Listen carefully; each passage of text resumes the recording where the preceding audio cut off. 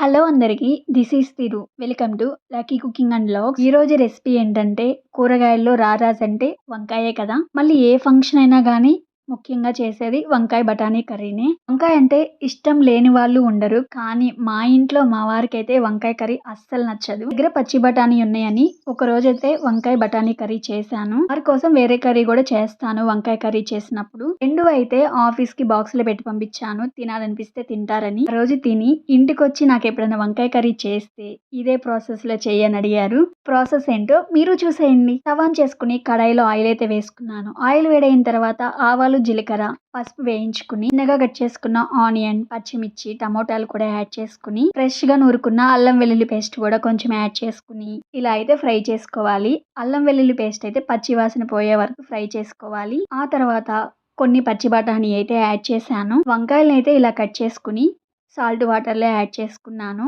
నల్లగా అవ్వకుండా ఉంటాయి. కండ్రెక్కవు. ఇలా కట్ చేసుకున్న వంకాయ ముక్కలను కూడా ఆ తాలింపులో యాడ్ చేసుకుని మొత్తం అంతా కలిసేలా తిప్పేసుకుని టేస్ట్‌కి తగ్గట్టు సాల్ట్ కూడా యాడ్ చేసుకుని లిడ్ పెట్టుకొని ఉడికించుకోవాలి. నాకైతే ఇలా పొడవుగా ఉన్న వంకాయలే చాలా ఇష్టం. వంకాయ ముక్కలు కొంచెం మగ్గించుకున్నాక లిడ్ తీసేసి ఒకసారి తిప్పేసుకుని కొన్ని వాటర్ అయితే యాడ్ చేసుకుని మళ్ళీ లిడ్ పెట్టుకొని ఉడికించుకోవాలి. ఇలా పచ్చి బఠానీతో చేస్తే వంకాయ పచ్చి బఠానీ కర్రీ చాలా టేస్టీగా ఉంటుంది. బాగా ఎండిపోయిన బఠానీనైతే నానపెట్టుకుని, ఉడికించుకుని ఇదే ప్రాసెస్‌లో చేస్తాం. పచ్చి బఠానీతో చేసే అంత టేస్ట్ అయితే రాదు. వాటరన్నీ ఎగిరిపోయే వరకు ఉడికించుకుని ఇప్పుడైతే 2 టేబుల్ స్పూన్ కారం అయితే యాడ్ చేశాను. మళ్ళీ మొత్తం అంతా కలిసేలా తిప్పేసుకుని లిడ్ పెట్టుకొని ఉడికించుకోవాలి. ఈ ఆయిల్ అంతా పైకి తేలే వరకు ఉడికించుకుని ఆ తర్వాత కొంచెం అయితే ధనియాల పౌడర్ యాడ్ చేశాను. మీరు కావాలంటే ఎండు కొబ్బరి పొడి కూడా యాడ్ చేసుకోవచ్చు లాస్ట్‌లో. చాలా బావుంటుంది టేస్ట్ అయితే.